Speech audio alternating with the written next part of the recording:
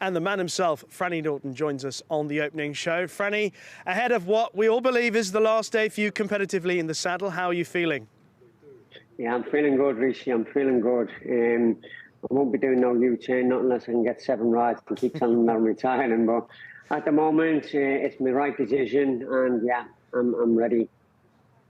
2,000 winners almost in your career. If we could go back to the start of it and how you got into it, because it's not the traditional way to get into racing for most people. Horses weren't really a part of your youth. Is that correct?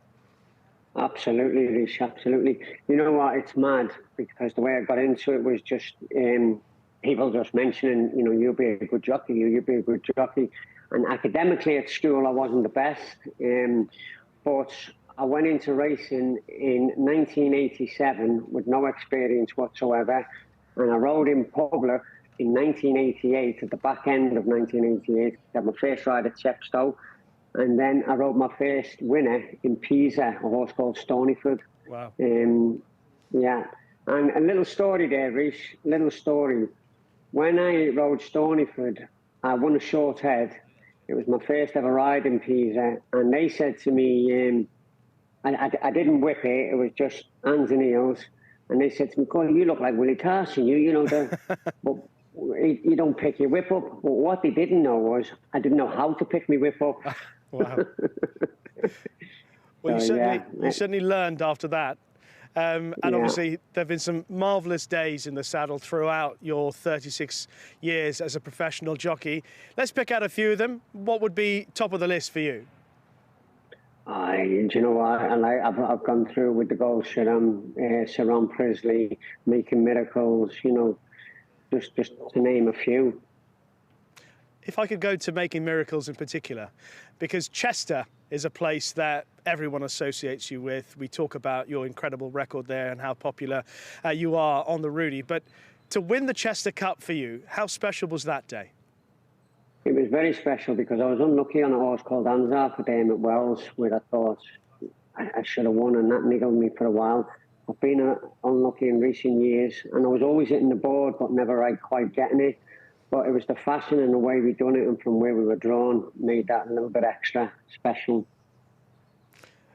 Let's just go through that race one more time, if we could, Franny. Have a look back at that occasion, because there was very little doubt what was going to happen in Making Miracles winning the Chester Cup that day. What do you remember about the ride itself? Well, she's not the quickest on her feet. She didn't really have gate speed. So I was drawn out deep, and I was able to have a little bit of room to myself and then get myself up the front end, real soft ground, and she just kept galloping on. And obviously Making Miracles and another horse you just mentioned, Sir Ron Priestley, trained by the Johnston team, Mark and Charlie, and they both said some lovely things about you. Just to let people know how important and critical they have been in the career and times of Franny Norton. Wow. I mean, Mark took my career up to another level. I think I rode them over 500 winners. He was extremely loyal to me, and I had an amazing time with them, amazing. Loyalty seems to be a really important thing for them and for you. If you were looking to leave a message for people in racing now that you're about to quit riding in the saddle, would that be top of the list? Yeah, absolutely. Yeah, you know, if you've got two people who are singing off the same hymn sheet, and you know, I got offered a few jobs, but you know what? When you look back at it, you think, well, why did I get offered them jobs? And that was only because of Mark, because of the winners I was riding for them, and then it was putting you in the spotlight a bit. But there was no way I was ever going to move from there. I was going to always stay there right to the end, but all through that loyalty. Just a word about some of your rides today, and one in particular. Obviously, hopefully you'll go out with a couple of winners, if not more, today. But interesting enough, just looking through your career, you were runner-up in the Champion Apprentice title race back in 1991 to Darrell Holland. Darrell Holland provides one of your rides today. Yeah, we've been good friends. You know, for the years we sat next to each other for a long time. We've had great times, great fun, and it'll be lovely. I rode him a winner there the other week, or a few weeks ago, and it'll be lovely if I could ride him a winner today. And Franny, what does the future hold for you? What are you going to do? I mean, we know how much you love boxing. You're still going to be doing some of that. Are you going to be involved with youth? You're going to be involved with horses? You know what? Yeah, I'm doing a mixture of everything. Like I'll be lucky to get to a few boxing shows. I can't wait for that. And I actually, Richie, I had an interview the other day for the first time ever, and I have no problems meeting people, doing things, having a fight in the street, somebody messing. But I was so nervous doing an interview, and yeah. Anyway, it went well. It went okay. So I'm gonna be sort of athlete mentor is what they put it under, and then I want to help a few kids, and more importantly, for the kids who don't get an equal opportunity. And that's close to my heart and I'm passionate about, because, sometimes we lose kids in the system, and we don't need to lose in the system, because we've got, like, even just in racing, not everyone's going to make a jockey. I understand that, but there's a career out there for them. There's a pathway, and I'm hopefully going to bring them in and introduce them to it. There'll be a lot of people watching, listening to this, nodding their heads, saying, absolutely right, we don't want to lose any people with an interest in racing, and hopefully you can help them along the way. Franny, I also assume you'll be taking the opportunity to go and watch a bit more football. I mean, a couple of shirts behind you, Real Madrid and Liverpool. Probably more Liverpool than seeing Real Madrid. Absolutely, I can't wait. I've actually a good friend of mine who's he's a season ticket, and he sold a few tickets and whatnot, and he secured me my tickets there for the rest of the season, so I'm looking forward to it. So, Franny, I'll give you a wish for today, your final day in the saddle, riding at your favourite racecourse. If there was one horse that you want to win above all else, what would it be? It would be the last race. Kittel? Yeah, especially for Mark and Charlie and everything else. And a good friend of mine has sponsored the race, so there was no pressure for me there, but yeah. Well, the good thing, of course, is that it is at Chester, so no one will know their way around that course better than you. Franny, from everyone involved in the sport of horse racing, thank you so much for the 36 years that you've given to the sport so far.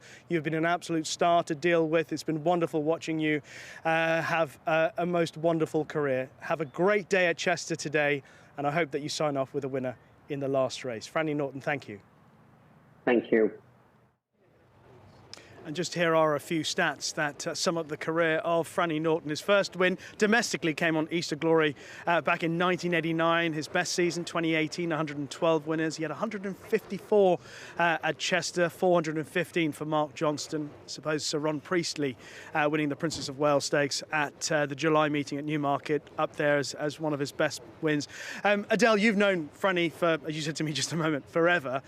How would you sum up what he's done in the saddle? Well, listen, I'm not sure it's like summing him up in the saddle, but him as a person, like he's had a great career, especially for someone who's had no background in racing at all. He's a great advocate for that. But in the weighing room, we always say, oh, you'll be missed. But he will be missed, Rishi, because the way I remember Franny, don't get me wrong, he has that really bubbly, charismatic character, always taking the mick out of someone. But one thing he's always done is he's always been the first person, if you're having a bad day, you're down, anybody, doesn't matter what's happened. I can still picture him now. He puts his arm around you, goes, come on, kids, and takes you off to a corner and has a chat with you. And sometimes it feels like time stops for what, he's only talking to you for a couple of minutes, but it feels like an hour, because he has that way about him. And, when Paul's had bad times, he's the first person on the phone to ring and say, keep your chin up. Yeah. Like he's a proper sportsman and team player. Megan, one thing I want to ask about your opinion is Franny's ridden as a lightweight through his career, and quite often we say lightweights are a journeyman jockey, but the career he has made as a lightweight has been quite outstanding. Oh, unbelievable. But Franny's a natural lightweight. He trains exceptionally hard. For any young jockey, looking up and being inspired, you think of Franny, one of those people who's so fit, he trains, he's dedicated, and yes, he's naturally light, but he's naturally very talented too, so they've come hand in hand. But it's an amazing story, really, from where, you know, Franny began to the amount of winners he's ridden and the quality of horses that he's had over the years to where he finishes today. You know, he's been phenomenal, and for anyone, you know, as I say, young jockeys looking up, I think Franny would be a good guy to be inspired by. Yeah.